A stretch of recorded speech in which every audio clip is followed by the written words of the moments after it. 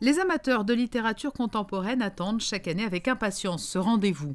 La Fondation Prince Pierre de Monaco leur offre la possibilité de se lancer un joli défi tout en les invitant à la découverte d'un ou plusieurs univers. L'idée est de participer au marathon de lecture, chacun à son rythme et au gré de ses envies. Au début, on a commencé avec seulement quelques livres et avec quelques lecteurs. Et maintenant, avec l'expansion de la participation de toutes les médiathèques de la Côte d'Azur, c'est vrai que l'on touche un très large public qui passe, je crois, un bel été en compagnie de la littérature. La sélection est faite par le jury de la Fondation, la sélection qui est sortie donc, de leur réunion à Paris au mois de mai dernier.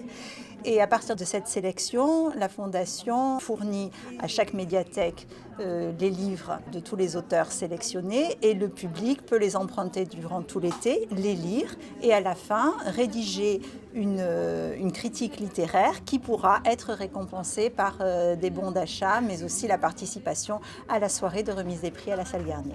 5 auteurs sont à découvrir, Victor Lévy-Beaulieu, René de Sécati, Franck Etienne, Jean-Paul Kaufmann et Alain Macambou.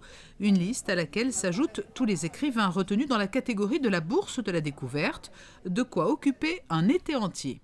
C'est très intéressant parce que ça permet l'été, souvent on a pas mal de temps devant nous et ça permet des découvertes effectivement d'auteurs qui ne sont pas très connus et qu'on a toujours beaucoup de plaisir à découvrir. Et on a souvent de belles surprises, donc c'est vraiment très intéressant. Ce qui est très intéressant ici aussi, c'est l'ambiance donc, de la médiathèque. On a la possibilité de rencontrer les jeunes auteurs. Et ça, c'est toujours une expérience très enrichissante. Et on peut échanger avec eux aussi. Voilà. Et donc, ce sont des personnes qui nous apportent toujours quelque chose. Le marathon de lecture offre une formidable vitrine à la Fondation Prince Pierre de Monaco puisqu'il ne se réduit pas aux seuls lecteurs de la principauté. De nombreuses bibliothèques des communes limitrophes sont associées à l'opération. Ce qui fait plaisir à nos lecteurs, je crois aussi, c'est que ce soit le prix Prince Pierre de Monaco, parce que pour eux, Monaco, c'est toujours pour eux spectaculaire, en sachant qu'on est vraiment très proche des Alpes-Maritimes de Monaco, mais Monaco, c'est toujours le prestige pour les gens des Alpes-Maritimes. Et de ce fait, je crois qu'ils ont plaisir aussi à participer à ce prix par rapport à l'image de Monaco.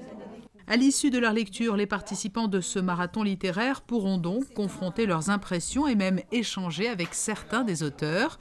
Les lauréats du prix littéraire et de la bourse de la découverte 2012 seront quant à eux connus le 2 octobre prochain.